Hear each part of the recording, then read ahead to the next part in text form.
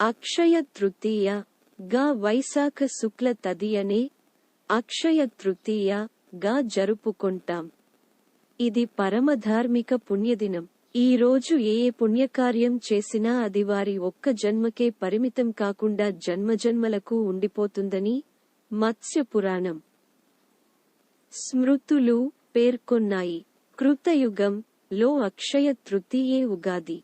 ఇదే రోజు శ్రీపరశురాముడు ఆవిర్భవించాడు. ఇంకొక విశేషం, శ్రీకృష్ణ పరమాత్మ రేపల్లెని వదిలి కంసుని వధకై మధురా నగరంలోకి అడుగుపెట్టింది కూడా ఈ రోజే.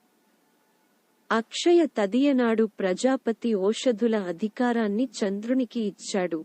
ఋగ్వేదం ప్రకారం లక్ష్మీదేవి ప్రజాపతి ద్వారా మిత్రవింద యజ్ఞంతో 12 శక్తులను పొందింది.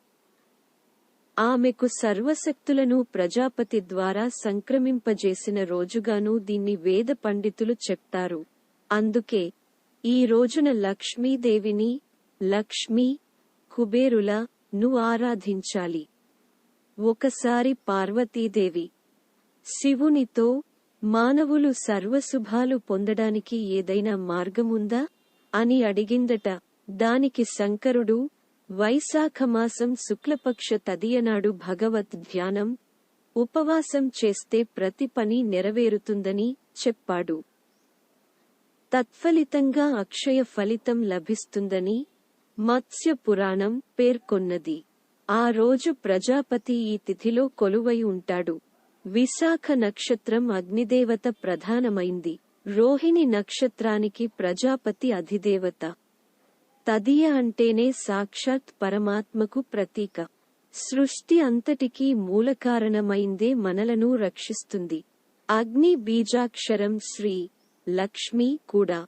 కనుక ఈరోజు అగ్నిని, లక్ష్మీదేవిని, ప్రజాపతిని విధిగా అర్చించాలి.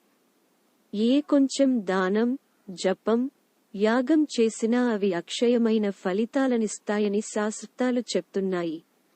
ఒకప్పుడు ఋతువులు సక్రమంగా ఉండే రోజుల్లో చైత్ర, వైశాఖ మాసాలు వసంత ఋతువులు. వైశాఖ పూర్ణిమ నుంచి ఎండలు తీవ్రంగా ఉండేవి. ఆ వేడిని తట్టుకోగలిగే వాటిని అక్షయ తదియనాడు దానం చేయడం వల్ల అంతులేని పుణ్యం లభిస్తుందని శాస్త్రాలు చెప్పాయి.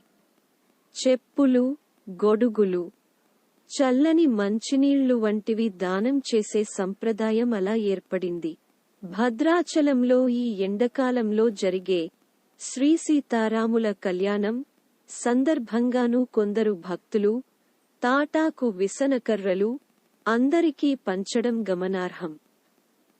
వేడి అన్నంలో పెరుగు వేసుకొని తింటే ఎంతటి శరీర ఉష్ణమైనా చల్లబడుతుంది. కనుక అన్నదానము విశేష ఫలాన్నిస్తుంది.